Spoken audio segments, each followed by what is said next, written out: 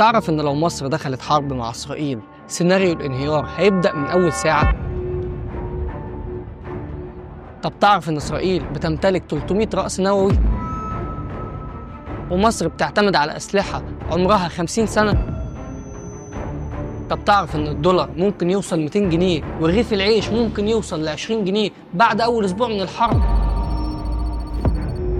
طب كنت تعرف إن إسرائيل ممكن تستهدف السد العالي وتغرق أكتر من 40% من محافظات مصر؟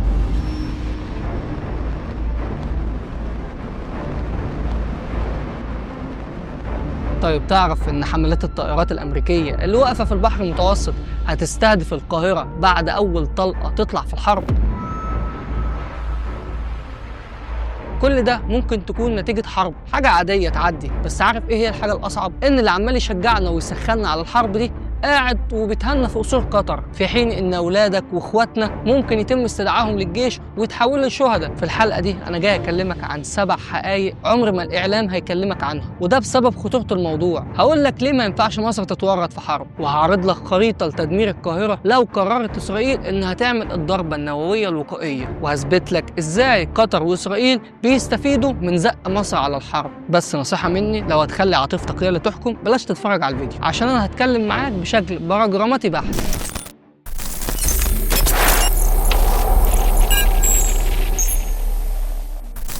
اليومين اللي فاتوا بدأت إسرائيل تكثف الضرب على قطاع غزة، وبقينا بنشوف فيديوهات صعبة وصادمة جدا زي تطاير جثث الناس في الجو من كتر شدة القصف، ومشاهد تانية أصعب من دي بكتير. وده اللي خلى في نغمة جديدة تظهر ونشوفها على مواقع التواصل الاجتماعي، وهي ليه مصر ما تدخلش حرب؟ ليه مصر واقفه تتفرج وسايبه اخواتنا الفلسطينيين بيحصل فيهم كده؟ انا متفاهم رد الفعل ده، عشان المشاهد اللي خارجه من قطاع غزه مشاهد تقطع القلب، لكن الدول والحكومات لو اللي بيحركها هي العواطف كانت الدنيا خربت. انا جاي النهارده اقول لك ليه ما ينفعش مصر تخش الحرب ضد اسرائيل، وبالتحديد في التوقيت ده، وده لاسباب كتيره جدا. رقم 1 يعني كده، وهنبدا بيه السبب العسكري. مبدئيا كده وبسم الله الرحمن الرحيم، اسرائيل بتمتلك 300 راس نووي، ضيف على ده تفوق جو صاحب. اسرائيل عندها كل مقاتلات الجيل الخامس الحربيه زي الاف 35 الامريكيه، وعندها التسليح الامريكي كامل مكمل. 2 غواصات اسرائيل المزوده بصواريخ كروز، ودي اللي بتقدر تحمل وتشيل رؤوس نوويه. 3 اسرائيل بتمتلك صواريخ باليستيه عابره للقارات بيوصل مداها لاكثر من 5000 كيلومتر، وبالمناسبه يعني الصواريخ دي مش موجوده عندنا في مصر. ده غير ان السلاح المشاة في الجيش الاسرائيلي بيمتلك اكثر من 4000 دبابه من طراز مركب، في حين ان مصر اغلب دباباتها كلها قديمه بقى 50 سنه. 5 وهي الحرب الإلكترونية، إسرائيل ترتيبها ال5 عالميا في الهجمات السيبرانية، وعندها القمر الصناعي يوفيك،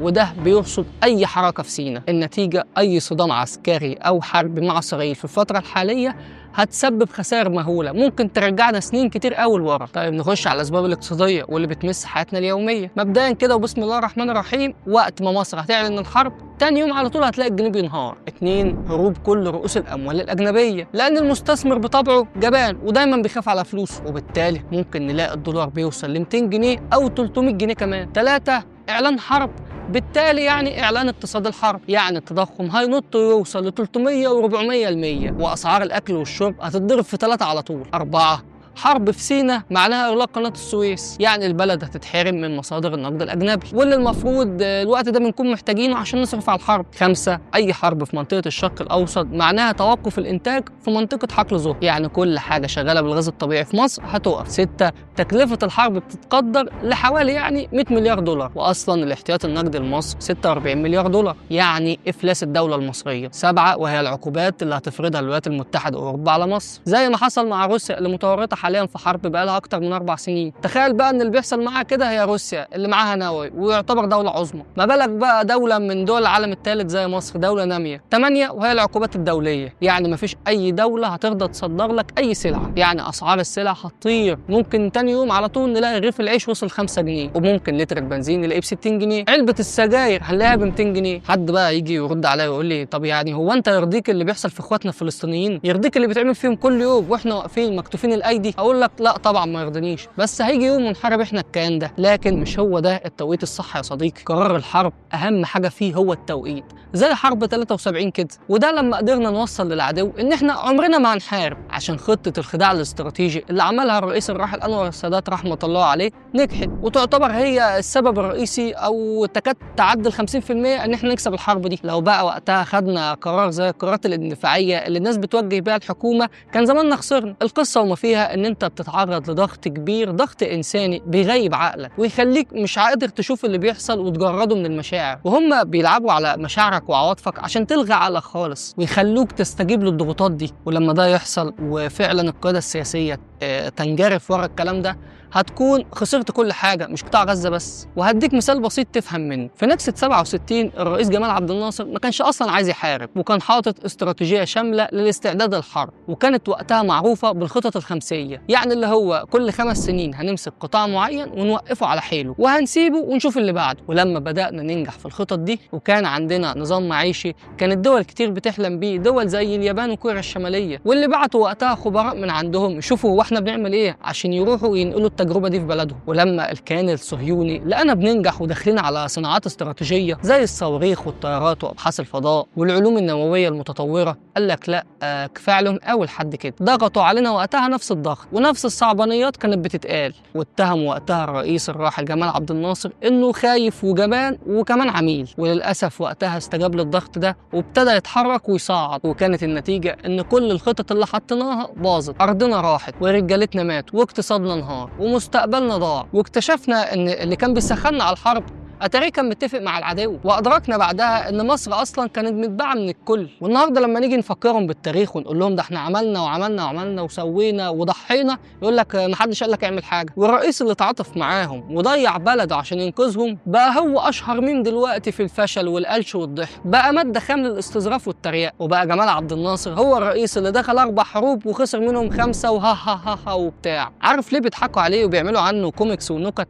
لان السياسه والعلوم العسكريه ما فيهاش ولا مشاعر ولا تعاطف، دي قمه المنطق والعقل والواقعيه. واللي بيسخنوك على الحرب ومسرحين لجانهم من تركيا وقطر ومشغلين صفحاتهم ليل نهار تشحن فيك وتسخن فيك عشان بس تضغط على جيشك انه يحارب. طب ما الاولى من كل ده ان هم ياخدوهم عندهم. اشمعنى يعني مصر هي اللي تحاسب على مشاريب غيرها؟ هقول لك انا ليه عايزين مصر تحاسب على المشاريب. عشان مشهد نكسه 67 يتكرر تاني ويشوفوا اقتصاد مصر بينهار تاني ونرجع نشوف الجيش كله على الارض. هو ده المطلوب. وقدامك خيارين، يا اما تحارب يا اما تاخد ال2 مليون اللي قاعدين في القطاع عندك وتسيب الارض لاسرائيل تبرطع فيها براحتها. وكمان كام سنه الغزاويين اللي انت دخلتهم سينا يقول لك بص بقى احنا عايزين ناخد بطارنا ونرجع ارضنا، وهي تقول لهم لا زي ما لبنان قبل كده عملت. والنتيجه كانت حرب اهليه في لبنان قعدت واستمرت 15 سنه، دمرت لبنان وجابتها على الارض. يا تقول لهم ماشي موافق وتخش في الصراع ده وتبقى دخلت في صراع محدش عايز يحل فيه من سنه 48. انا عايزك كل ما تتضايق والفيديوهات تحرك العاطفه بتاعتك افتكر الرئيس الراحل جمال عبد الناصر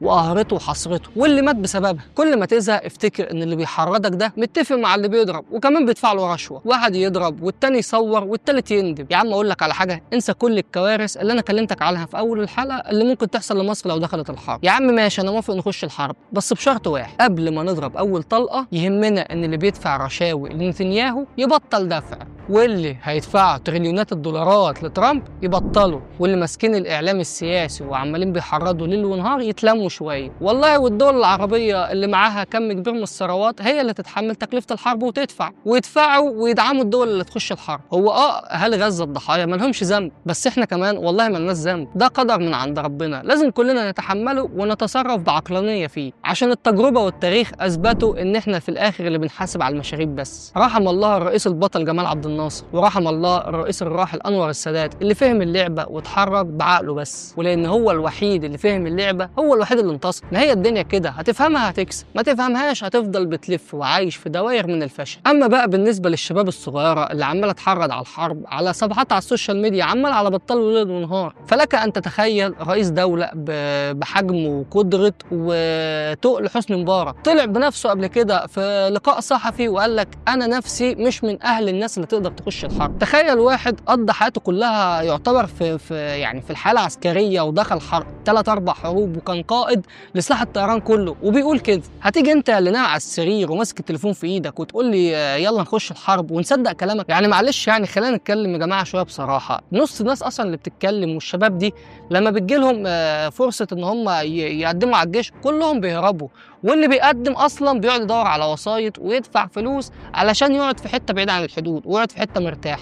عايز دلوقتي تدخل البلد في حرب؟ طب انت اللي عمال تتكلم، تعالى كده لما اقول لك خد شيل سلاح على كتفك اهو وروح اقف في الصحراء تحت الشمس، عندنا حرب بكره، قول لي هتعمل ايه؟ اللي انا بكلمك فيه ده يا صديقي عارف ان هو هيجيب انتقادات وناس كتير مش هيعجبك الكلام، بس هو ده الواقع. يعني الواقع محدش راضي يتكلم فيه يا جماعه. عشان اثبت لك الكلام ده هحكي لك قصه. سنه 1965 اتعملت جلسه مغلقه بين قاده الدول العربيه في مدينه الدار البيضاء في المغرب، وسبب انعقاد القمه كان بسبب سيطره اسرائيل على نهر الاردن. وفي الجلسه المغلقه اتعرض الرئيس جمال عبد الناصر لانتقادات وضغط شديد من قاده الدول العربيه، وان ازاي مصر تتخلى عن العرب، وان الناس ممكن تموت ومش هيلاقوا يشربوا والكلام ده كله، نفس اللطم اللي بيحصل اليومين دول. المهم وقتها الرئيس عبد الناصر رد عليهم وقال لهم والله انا مش معترض، بس يا جماعه والله انا مش جاهز للحرب دي دلوقتي، انا عندي خطه اقتصاديه شغال عليها دلوقتي عشان تامن الجبهه الداخليه، بحيث لو دخلت حرب تاني يوم محدش يلوي دراع لا باكل ولا بشرب ولا باحتياجات. هو كل اللي طلبه جمال عبد الناصر في القمه دي ادوا مهله 10 سنين يكون خلص خطته، تكون المصانع وقفت على رجليها واشتغلت، مع العلم ان وقتها اصلا ما طلبش من حد ولا سلاح ولا فلوس ولا اي قوات، هو كان مستني يخلص خطته، وكمان كان مستعد انه يشيل الليله كلها لوحده، بس شرط الوحيد انه يكون جاهز. مين بقى اللي كان قاعد وسمع الكلام ده كله؟ اجهزه الاستخبارات الفرنسيه، واللي كانت مرشقه القاعه ميكروفونات تجسس. وقتها الاستخبارات الفرنسيه اتفقت مع ملك المغرب انت هتسجل لنا المحادثه السريه دي،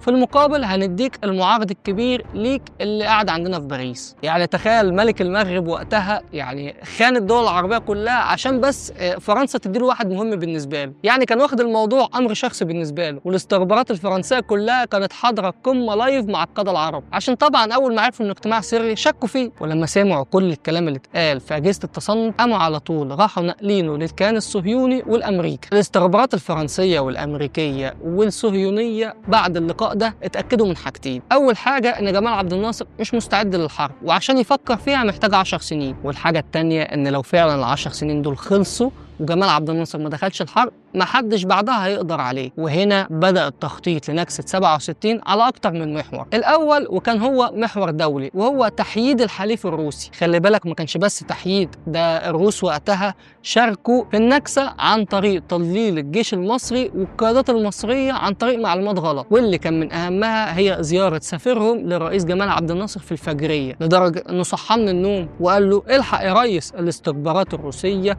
رصدت عن طريق القمر الصناعي حشود عسكرية إسرائيلية على الجبهة السورية، وإن الوضع هناك خطير جدا، ومنطقة الجولان وباقي مصادر المية في المنطقة العربية في خطر. طبعا الرئيس جمال عبد الناصر لما سمع الكلام ده اتنرفز واتجنن وراح رفع سماعة التليفون واتصل على طول بالجيش السوري، لكن قالوا له مفيش أي حاجة من الكلام ده، الدنيا عندنا تمام وزي الفل. لكن جمال عبد الناصر كان برضه لسه شاكك وبعت وزير الدفاع بنفسه هناك عشان يتأكد. برضه راح وزير الدفاع هناك لقى نفس القصة. الرئيس جمال عبد الناصر ما بقاش فاهم ايه سبب الرسالة السوفيتية الغامضة دي، راح رجع واتصل بالروس، راحوا جابوا له صور وتسجيلات متفبركه من القمر الصناعي علشان يثبتوا كلامهم. راح وقتها عبد الناصر لما سمع الكلام ده قرر التصعيد فورا ضد الصهاينه، وبدات حرب كلاميه بين الطرفين، وخطاب من هنا على خطاب من هنا وتصعيد من هنا على تصعيد من هنا، لحد ما قرر جمال عبد الناصر طرد القوات الدوليه من سيناء وغلق المضايق البحريه في البحر الاحمر. تخلص بقى الخدعه السوفيتيه على كده خالص يا صاحبي، والله يا ريتها كانت وقفت على كده. الرئيس عبد الناصر كان متفق مع الروس ان هو مش هيحارب، هو بس بيهوش كده اسرائيل عشان يسكتوا وخلاص احنا خلصنا على كده. راح السوفيت رد عليه وقالوا له هو مين قال لك اصلا ان احنا خايفين انك تحاربهم؟ لا طبعا، ده احنا مرحبين بالفكره جدا كمان، بس بشرط واحد، ما تبداش انت يا عبد الناصر الحرب، استنى انت وخد اول ضربه عشان يكون لنا وش نقف في مجلس الامن معاك. بالمناسبه ده برضه نفس اللي حصل مع اسرائيل في حرب 73، هم كانوا فاكرين الحرب الساعه 6 المغرب، واسرائيل كانت متفقه كده قياداتها ان هم يستنوا مصر ان هي تضرب في الاول عشان يكون لها حجه. المهم يعني كل اللي انا حكيته لك ده كان على المحور الدولي. المحور الثاني بقى وده اللي اشتغل عليه اجهزه الاستخبارات، وهو الهجوم الاعلاني الشديد على جمال عبد الناصر، وده من كل الاعلام العربي. واكتشفنا بعد كده ان كان في تنسيق استخباراتي مع بعض الدول العربيه مع الكيان الصهيوني. الدول العربيه دي كانت شايفه نموذج جمال عبد الناصر خطر عليهم، وقرروا ان هم طول الوقت يهجموا عليه، يكتبوا بقى في الصحف وفي الاعلام جمال عبد الناصر ده عميل، جمال عبد الناصر ده خاين، الحقوا ده سايب الناس تموت من العطش، ده ناصر بيقتلنا احنا الشعوب العربيه مش الكيان، وهكذا. المحور الثالث بقى كان جمع المعلومات. تخيل بقى يا صديقي ان استخبارات اليهود والامريكان فضلوا قاعدين لمده سنتين بيحددوا اهداف عسكريه جوه مصر عشان يجمعوها ويحطوها في بنك اهداف الضربه الجويه اللي هيستهدفوا مصر بيها. والاهداف دي كانت عباره عن كل المواقع العسكريه اللي موجوده على ارض مصر، كل ما هو هدف ذو قيمه تم رصده والتخطيط لضربه. كانت في تحركات دوليه وعسكريه كتير قوي في السر، وقواعد عسكريه في دول الجوار تم تزويدها بطيارات عسكريه للمشاركه في الضربه الجويه. وبعد ما خلاص بقى الامريكان والصهاينه بقوا جاهزين، حصلت النكسة في 67، وطلع الأستاذ حسنين هيكل سنة 2008 وقال إن الطيران الحربي الأمريكي كان بيشارك في الحرب دي، لكن محدش أعلن عن الموضوع. الطيران الأمريكي وقتها كان خرج من قاعدة في بنغازي في ليبيا، وفي طيارات خرجت من حملات الطيارات اللي كانت متمركزة في البحر المتوسط. وخرج علينا رئيس جهاز الاستخبارات الروسي سنة 2006 بيقول إن أول حد قام بالضربة الجوية دي كانت أمريكا مش الكيان الصهيوني. والرئيس حسني مبارك في مذكراته قالوا إن لما بدأ بناء القوات الجوية بعد النكسة اكتشف ان كل المطارات اللي اتعملت بعد سنة 1952 محدش قرب منها، وان كل المطارات اللي اتضربت في مصر هي المطارات اللي كانت موجودة مع الانجليز وقت احتلالهم لمصر. عشان كده كان اول قرار ليه كقائد للقوات الجوية ان المطارات تتعمل في مواقع سرية. وخرجت وثائق سرية تم الافراج عنها بتقول ان في خطابات من الملك فيصل ملك السعودية بيطلب من المغرب فيها التخلص من جمال عبد الناصر، لانه خلاص جمال عبد الناصر كبر وبقى خطر عليهم وعلى مصالحهم في المنطقة، وان احنا لو استنينا لبعد سنة 67 هيخلي فرصة ان احنا نخلص عليه ضعيفة جدا. الحقيقة المرة يا صديقي ان احنا ما حاربناش سنة 67، وافضل وصف قاله حسنين هيكل عن الموضوع ده ان هي كانت مظاهرة عسكرية في سيناء لردع الكيان من الاشتباك معانا. والحقيقه ان جيشنا وقتها ما كانش ضعيف، ده كان مصنف عالميا وكان بيصنع مجد ومعجزات كتيره في حرب اليمن، ويقدر ينتصر فيها ويفرض الحكم الجمهوري هناك ويطرد كل الانجليز منها ومن الشرق الاوسط كله. امال هي يعني بريطانيا العظمى بتكره الراجل ده من شويه؟ المشكله في الحرب دي هي التآمر من كل الدول العربيه، وهو ده بقى يا صديقي الدرس اللي احنا اتعلمناه وقتها، ان احنا خلاص بقى بعد كده يبقى كلامنا على قد سلاحنا، ويوم ما هنخش في حرب هنخش بنفسنا من غير ما نعتمد على صديق ولا على حليف. احنا يا صديقي حلفاء نفسنا وبس، واحنا برضو اللي هنشيل البلاد ده بس. عشان كده الرئيس السادات رحمه الله عليه طرد الخبراء الروس على طول قبل الحرب، وعشان كده كان فاهم وعرف يعمل الخداع الاستراتيجي، وكان بيعتمد يبين ويظهر ضعفه للعالم كله ويتحايل على الكل عشان خاطر السلام، مش عشان هو ضعيف، عشان بس يعرف يرد القلم 100 قلم مرة واحدة، عشان يدي انطباع زائف عند العدو ويقدر يعتمد عليه صنع أكبر مفاجأة عسكرية في تاريخ العالم آخر 100 سنة. اعرفوا تاريخ بلدكم واعرفوا يعني إيه علاقات دولية. إحنا مش عايشين في الجنة عشان نفضل قاعدين بالسذاجة دي. إحنا في 73 ردنا القلم 100 قلم، ما بالكم بقى بجيشنا دلوقتي وهو مترصص على الحدود وموجود بقوات أول مرة تخش سينا من أيام الفراعنة، وبأسلحة نوعية ونسبة يعني كده متقدمة شوية. بص يا صديقي، في النهاية ما تفتكرش ان كلامي ده هو موافقه ضمنيه على اللي بيحصل في اخواتنا في القطاع. انا بتكلم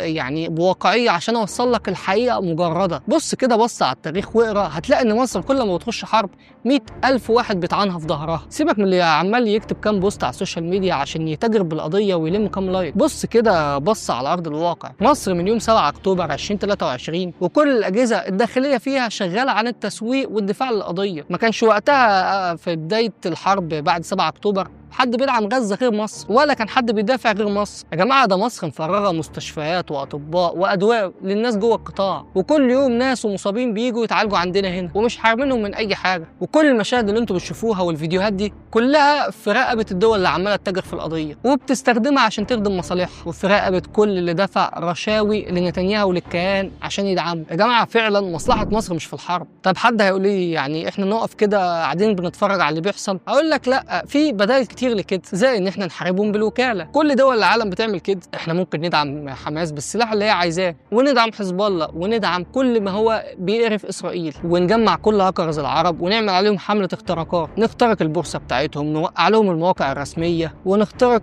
انظمه دفاعاتهم الجويه ونظام مفاعل دمونا النووي. طيب امتى ممكن نخش حرب؟ لو اسرائيل عدت الخط الاحمر ولمست شبر واحد من اراضينا. هنا الرد العسكري هيكون اجباري حتى لو كلفنا الدخول في حرب مباشره معاهم، لكن في الحاله دي هنكون بندافع عن اراضينا وعرضنا. من الاخر كده احنا مش هنشيل شيله مش شيلتنا، ومش هندخل حد اراضينا، واي دوله عماله تطالب بالحرب تروح هي تحارب. الخلاصه اصل يعني الحرب مش شطاره، دي لعبه بيدفع ثمنها الابرياء، والتاريخ علمنا ان اول ناس بتنده وتنادي بالحرب هي اول ناس بتخلع لما الحرب بتبدا. في النهايه انا عارف ان انت ممكن تكون مختلف معايا، وممكن الاقي ناس كتير بتشتمني في الكومنتات، بس يعني يا جماعه بصراحه هو ده الواقع وهي دي الحقيقه المجرده من غير اي مشاعر او تعاطف. وفي النهايه لو وصلت معانا لحد هنا اعمل لنا لايك واشتراك في القناه، وما تنساش تفعل زر الجرس عشان توصلك الخلاصه. سلام.